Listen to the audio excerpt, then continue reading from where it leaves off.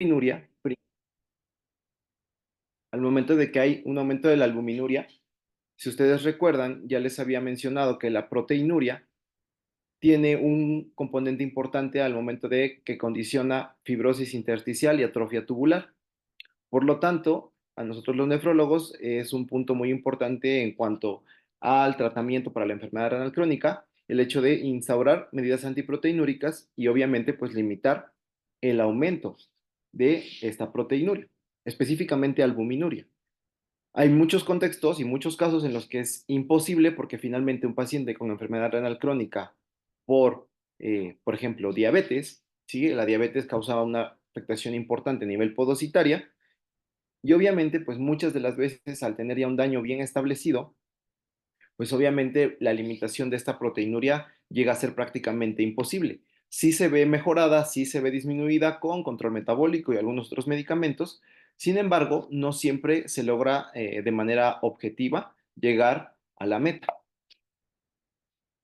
Entonces, bueno, a ustedes, ¿qué es lo importante? Si ustedes se acuerdan, ya les había comentado que todo está semaforizado.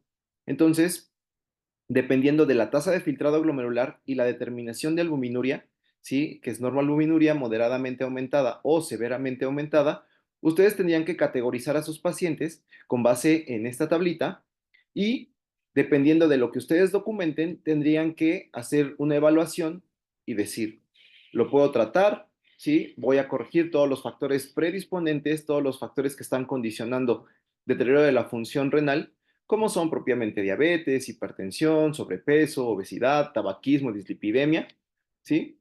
Inclusive, pues cuestiones asociadas a consumo de fármacos, nefrotóxicos y demás.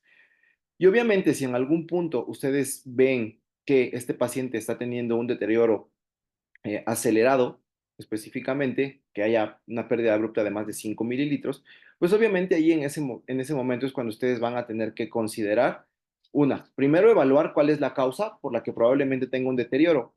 Es importante, ¿sí? Que ustedes al momento de que evalúen a un paciente con enfermedad renal crónica, también no piensen que todo es específicamente un deterioro acelerado. Los pacientes con enfermedad renal crónica también pueden presentar lesión renal aguda y lo vimos en la clase de lesión renal propiamente, en la que hablábamos que se le llama un deterioro agudo agregado y puede ser por las mismas causas, prerrenales, intrínsecas o postrenales. Y obviamente, con base en la evaluación de tu paciente y el contexto clínico, tendrías que hacer la caracterización y pues diferenciar si el paciente realmente está teniendo un deterioro acelerado de la función renal o está cursando con algún desencadenante de cualquier índole o el índole que ustedes quieran y esto le está condicionando propiamente un deterioro de la función renal. ¿De acuerdo? Entonces, bueno, ¿cuáles son los factores predictores de progresión de la enfermedad renal crónica? ¿Qué es lo que vamos a tratar específicamente? La proteinuria, el tabaquismo, los fármacos o cualquier sustancia que pudiera condicionar deterioro de la función del riñón, específicamente más los AINES, ¿sí? Y algunos otros fármacos nefrotóxicos o inclusive sustancias externas o exógenas que condicionaran daño al riñón, el descontrol metabólico, hablando de los pacientes diabéticos, propiamente la enfermedad renal crónica per se, con el agregado que pues, si el paciente tiene proteinuria, obviamente pues esto se va a ver potenciado y va a condicionar mayor deterioro de la función renal o en algún punto alguna patología agregada que lo vamos a mencionar más adelante, ¿sí? El sobrepeso u obesidad, obviamente alteraciones cardiovasculares, específicamente hipertensión, y la retención aguda de orina. Algo muy frecuente en los pacientes adultos mayores, pues es que eventualmente pueden condicionarse alteraciones propiamente con retrasos en el vaciamiento vesical o las famosas RAO, que les digo, retención aguda de orina, y esto condiciona, pues en su momento, una uropatía obstructiva y una nefropatía por reflujo. Entonces es importante cuando nosotros documentamos que un paciente tiene retraso en el vaciamiento vesical, pues en algún punto evaluar si es candidato para que reciba evaluación y se realicen estudios de urodinamia. Entonces, bueno, pues ¿cuáles son las metas de tratamiento? Específicamente, todo va a empezar por dieta y ejercicio, ¿sí? Promover un estilo de vida saludable, obviamente corrección específica en los factores asociados al consumo excesivo de sodio, ¿sí? Disminuir propiamente todo lo que son conservas, porque son prácticamente las que tienen mayor cantidad de sodio, suspender el tabaquismo, ¿sí? Reducción del peso, todo lo que implica mejorar hábitos de la vida cotidiana. En el contexto de las calorías, ha habido muchas guías, las que han propuesto instaurar cierto número de kilocalorías. Finalmente, la Sociedad Internacional para Nutrición y Metabolismo Renal es la última, es la que actualmente pues, nos estamos basando y en promedio, sí, pues estamos calculándola específicamente entre 30 y 35 kilocalorías por kilogramo. Entonces, con base en esto, ustedes podrían hacer la evaluación en un paciente con enfermedad renal y hacen una determinación específica de cuántas kilocalorías le van a dar por peso. Proteínas, esto es de lo más importante.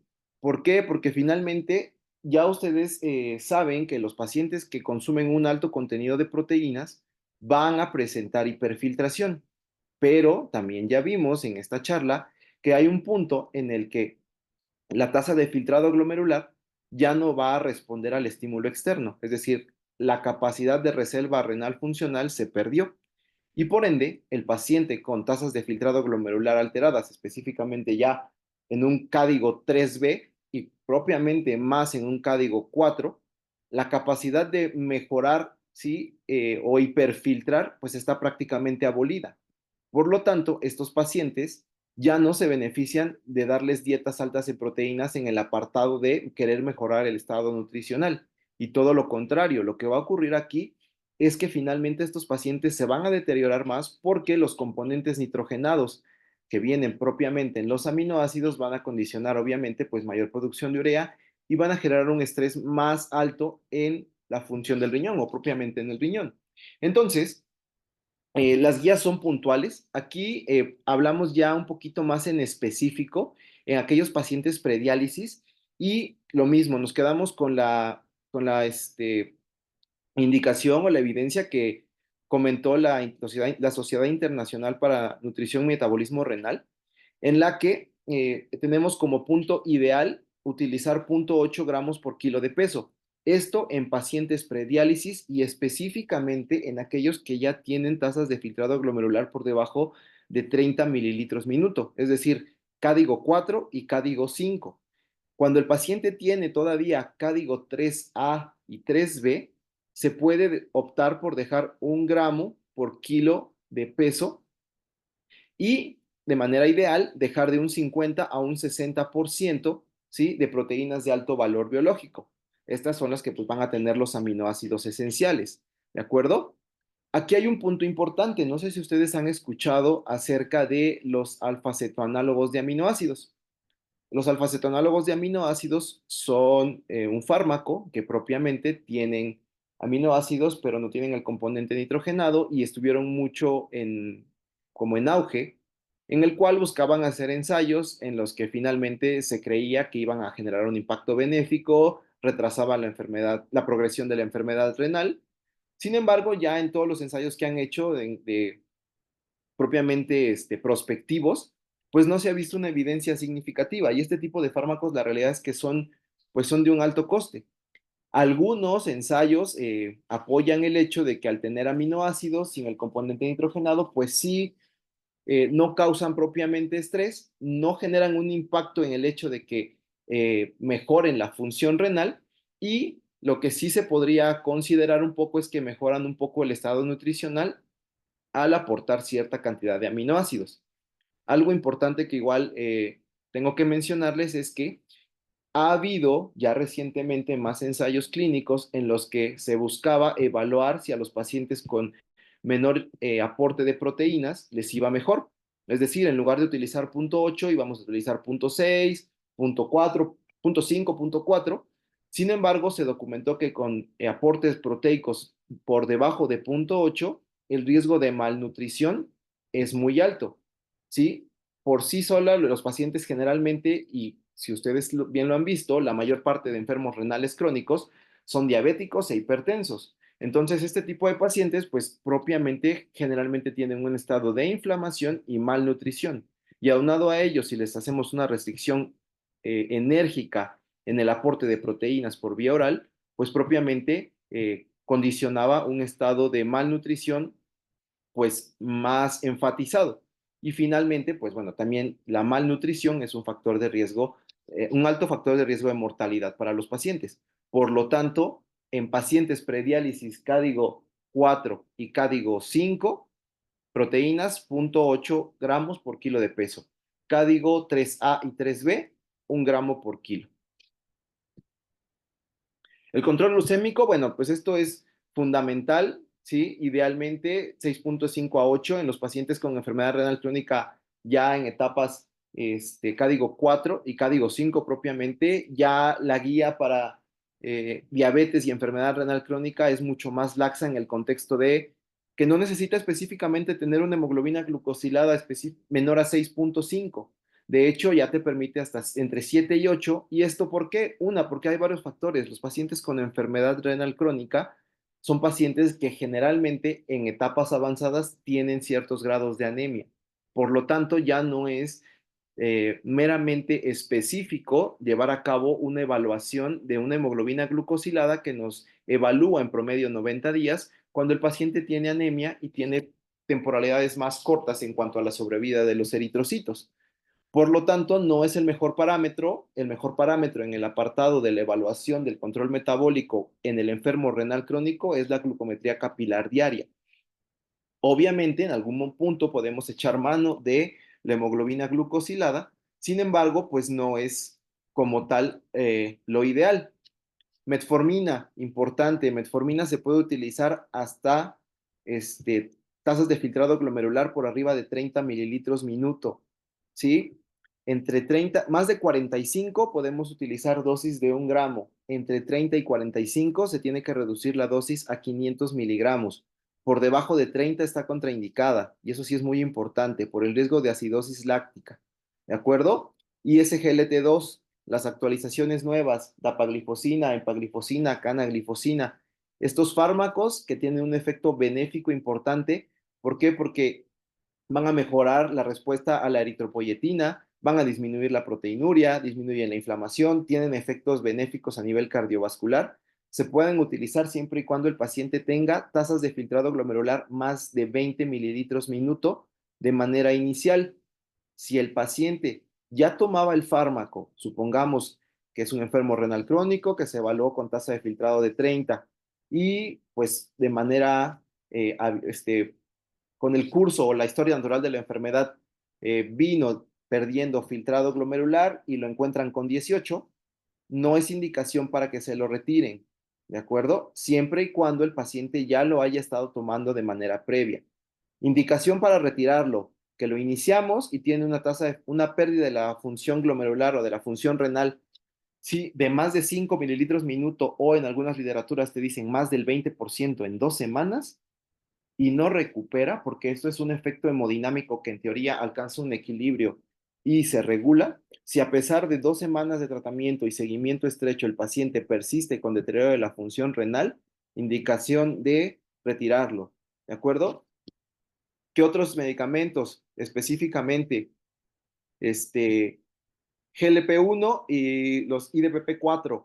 GLP-1 están mucho en boga, actualmente ya son de los pilares de tratamiento para enfermedad renal crónica, ¿de acuerdo?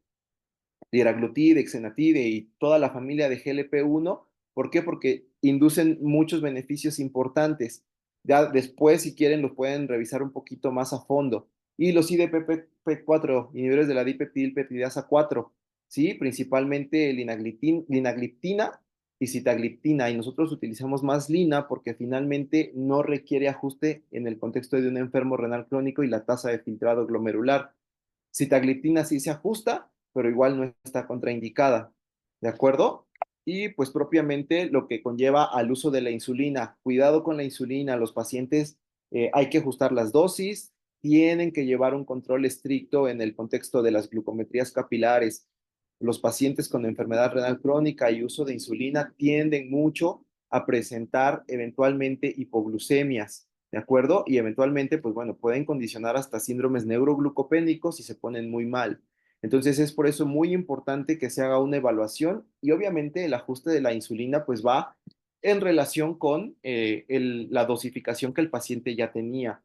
La presión arterial, muy importante. IECAS y ARA2 es el pilar de tratamiento en el paciente con enfermedad renal crónica.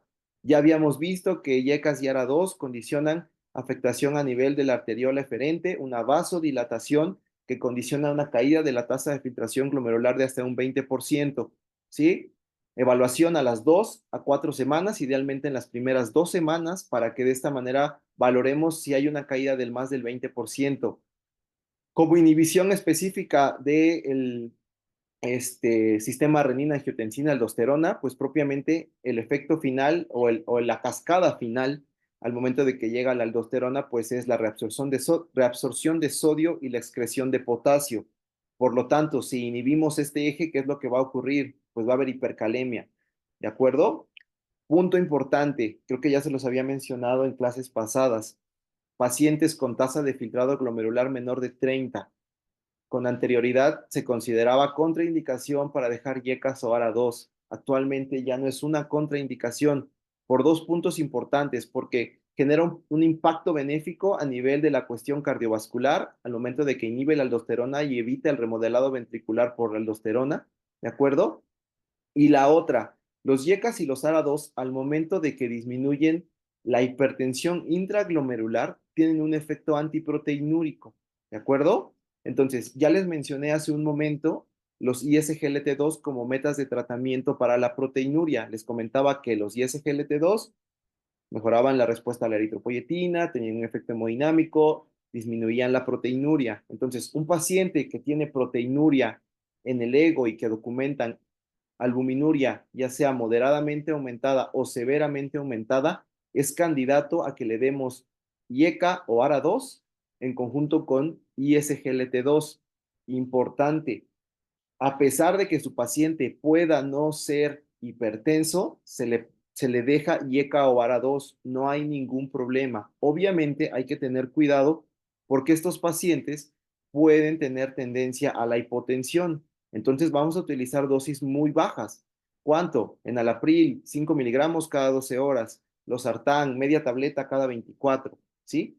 Y como el IECA y el ARA2 finalmente hacen deterioro de la función renal por efectos hemodinámicos, al igual que los ISGLT2, las nuevas evidencias nos dicen que tenemos que hacer una instauración escalonada, es decir, de inicio, el primer mes, YECA o ARA2, lo vuelvo a citar a las 4 semanas, evalúo con bioquímicos y dependiendo de cómo lo encuentre, si no hay una alteración significativa, puedo iniciar ahora con el ISGLT2, ¿sí? O a la inversa, podemos iniciar primero ISGLT2 y valoramos y a las 4 semanas evaluamos si iniciamos un YECA o un ARA2, ¿de acuerdo? Entonces, de las medidas de tratamiento como antiproteinúricos, específicamente hablando en este tipo de pacientes, YECAS ARA2 y SGLT2, ¿de acuerdo?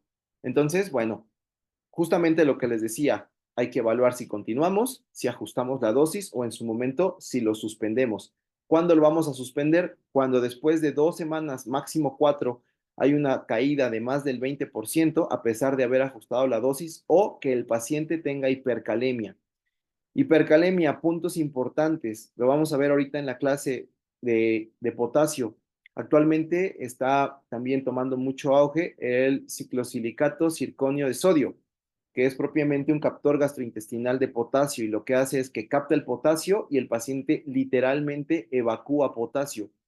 Y entonces es una estrategia de tratamiento con la finalidad de que el paciente no tenga hipercalemia, ¿sí? Y tú puedas continuar dándole el beneficio del IECA o ARA2 y el ISGLT2, ¿de acuerdo? Porque finalmente el IECA y el ARA2 principalmente te condicionan hipercalemia. Tiene hipercalemia tu paciente, le damos un captor intestinal de potasio, hacemos que evacúe potasio y le podemos seguir dando el beneficio de tener este tipo de tratamientos para que impacte en su salud cardiovascular, siempre y cuando no estemos hablando de un paciente que ya tiene una tasa de filtrado glomerular prácticamente en diálisis, ¿sí? No es lo mismo que digamos, tengo un paciente con filtrados de 17, 18, ¿sí? Que tiene hipercalemia por efecto colateral de los fármacos, aunque tenga yo un paciente con tasa de filtrado glomerular de 8, de 9, ese paciente ya está para iniciarle terapia de reemplazo. O sea, a ese paciente yo ya no le voy a dejar un captor intestinal de potasio, ese paciente ya lo tengo que dializar. ¿De acuerdo? Entonces, bueno, hay que hacer la evaluación, ahí les dejo las dosis, después lo pueden revisar con un poquito más de calma y cuando ya el paciente inicia una terapia de sustitución de la función renal, se puede instaurar ya la dosis de antihipertensivos de manera plena. ¿Por qué? Porque finalmente al momento de que el paciente entra a una terapia de reemplazo, pues ya tiene una vía o un mecanismo de depuración propiamente de este electrolito y las repercusiones que puede tener a nivel cardiovascular pues se ven disminuidas. ¿De acuerdo? Muy bien. Importante, tener cuidado con los betabloqueadores. Los betabloqueadores finalmente tienen un efecto colateral que también causa hipercalemia y dependiendo del contexto clínico del paciente, pues van a tener que utilizar este tipo de medicamentos, principalmente en aquellos que tienen insuficiencia cardíaca. Cuando vean cardio o si es que ya llevaron cardio y hablaron de falla cardíaca, les tuvieron que haber platicado de los cuatro fantásticos para tratar la falla cardíaca. Si no, búsquenlo, cuáles son los cuatro fantásticos. De hecho, son parte de los medicamentos para el tratamiento de falla cardíaca. También se comparten en el contexto de enfermedad renal crónica. ¿De acuerdo? Diuréticos, igual, diuréticos, pues la verdad es que no hay tanto tema. En algún punto utilizamos más diuréticos de ASA, pero los utilizamos nosotros más para forzar la diuresis. En el contexto de las tiacidas, idealmente si tiene menos de 10 mililitros minuto están contraindicadas. Algunos artículos apoyan el uso de tiacidas a pesar de tener enfermedad renal crónica en etapa terminal, pero la verdad es que la evidencia es muy baja. ¿Por qué? Porque finalmente, pues este tipo de diuréticos, al igual que los diuréticos de ASA, ustedes bien lo saben, actúan a nivel tubular y depende mucho, ¿sí? De qué tanta afectación tubular tenga y qué tanta respuesta pueda tener tu paciente a este tipo de fármacos. Al igual, algunos diuréticos o tiacídicos like, como es propiamente la clortalidona, tienen un efecto natriurético importante. Y a veces estos pacientes llegan a tener una natriuresis cuando eventualmente tienen función tubular todavía relativamente aceptable y llegan a tener hiponatremias importantes. Entonces hay que tener cuidado con las tiacidas. Los antagonistas de receptores de mineralocorticoides, espironolactona, importante, pues el efecto colateral va a ser que lo mismo, inhibe la aldosterona y propiamente pues que va a haber hipercalemia, ¿de acuerdo? Entonces, mucho cuidado con el hecho de utilizar espironolactona, se utiliza más para hipertensión refractaria o hipertensión maligna. Y hay otro tratamiento que son propiamente antagonistas de los receptores de mineralocorticoides no esteroideos. La espironolactona es un antagonista esteroideo que tiene efectos colaterales específicamente hirsutismo, crecimiento mamario en los varones, etcétera, etcétera, etcétera. Entonces se diseñó un nuevo medicamento que se llama finerenona, que tiene el mismo efecto, pero no es de tipo esteroideo y por ende tiene menos efectos colaterales. Dislipidemia, muy importante, el paciente con enfermedad renal crónica tiene riesgo cardiovascular alto. Todos sabemos en el perfil de lípidos, no solo hay que ver colesterol y triglicéridos, hay que ver específicamente niveles de LDL, que es lo que más nos interesa. Por debajo de 100, si tienes más de 100, iniciamos estatina. ¿Cuáles? Principalmente estatinas de alta potencia, atorvastatina, rosuvastatina o simvastatina. De hecho, se prefiere más atorvastatina y simvastatina. ¿De acuerdo? Si el paciente tiene alto riesgo cardiovascular, ¿cuáles son de alto riesgo cardiovascular? El paciente con enfermedad renal crónica per se ya tiene alto riesgo cardiovascular. Aunado a ello, diabético, dos factores. Antecedente de cardiopatía isquémica, tres factores. Paciente que debe de estar con tratamiento con estatina de alta potencia, ¿de acuerdo? Y más cuando el paciente ya tiene antecedente de un síndrome coronario, ese paciente está con estatina de por vida por todos los efectos pleiotrópicos que las estatinas tienen, ¿de acuerdo? Ahí están las presentaciones más importantes en el contexto de las estatinas, como les decía, principalmente atorvastatina y simvastatina. Y bueno, ácido úrico, ya se los había mencionado igual en las clases pasadas, hiperuricemia no sintomática no se trata, ¿sí? Un paciente que tiene hiperuricemia asintomática, no hay evaluación, no hay estudios contundentes que nos digan que hay que tratar la hiperuricemia a pesar de que esté por arriba de 6.5, ¿de acuerdo? Inclusive, aunque tenga enfermedad cardiovascular, no hay evidencia de que se tenga que tratar. Ahora, obviamente, si el paciente tiene hiperuricemia sintomática, pues hay que tratarlo en conjunto, no solo con inhibidores de la jantina oxidasa. Si tiene un ataque intercrítico de gota, pues ¿qué es lo que vamos a hacer? Corticoides, eventualmente, pues analgésicos. Preferimos no utilizar AINES, ¿por qué? Porque igual, recuerden, alteraciones a nivel de la arteriola aferente, disminución de la tasa de filtrado glomerular, hipercalemia, ¿de acuerdo? Entonces, todo esto pues va a repercutir en la función renal. Tratamiento, principalmente inhibidores de la jantina oxidasa, uricosúricos como el febuxostat, no tienen evidencia. ¿Por qué? Porque estamos hablando de que es un paciente con enfermedad renal crónica, con afectación tubular, con alteraciones en los URAT1, principalmente que son transportadores de ácido úrico a nivel proximal, que muchas veces ya están alterados y la capacidad de excretar ácido úrico por vía tubular urinaria, pues está sesgada. Entonces, no hay contundencia de poder utilizar uricosúricos. Ahora, otro contexto importante que mencionan en esta guía, nefropatía crónica por ácido úrico, ¿sí? A pesar de que documentemos que el paciente tenga cristales de ácido úrico en la orina, ¿sí? Pero no tiene un episodio agudo, ¿sí? Una enfermedad clínica específica, gota, por ácido úrico, tampoco hay evidencia de tratar la hiperuricemia.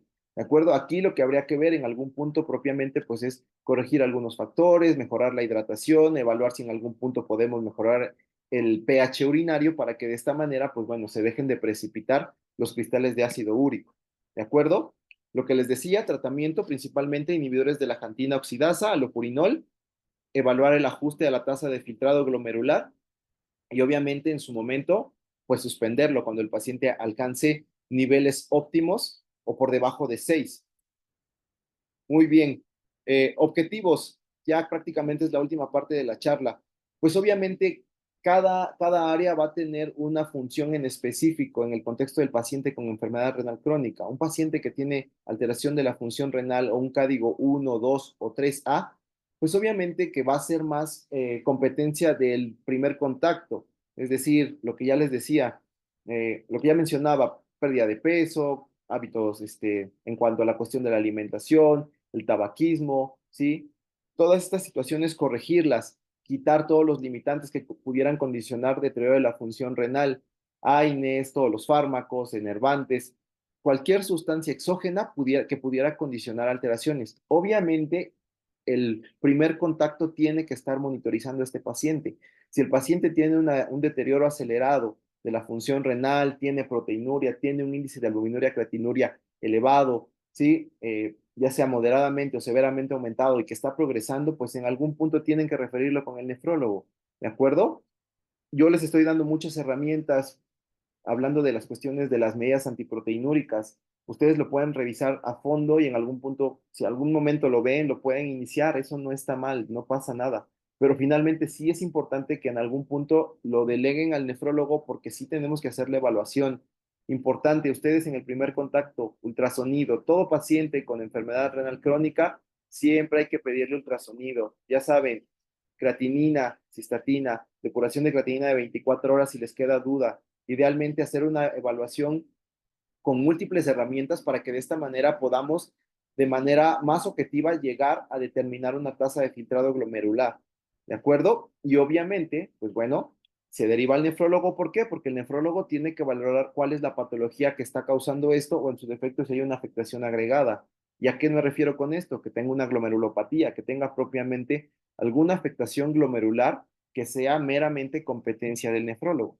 Y obviamente, pues si el nefrólogo ve que está teniendo proteinuria aumentada, que tal vez ahí ya vienen muchos contextos, porque finalmente un paciente que te hace una recolección de orina de 24 horas, puede ser que te denote ahí que tiene 6 gramos, pero cuando le pides albuminuria, en la albuminuria te está tirando solamente 1 gramo.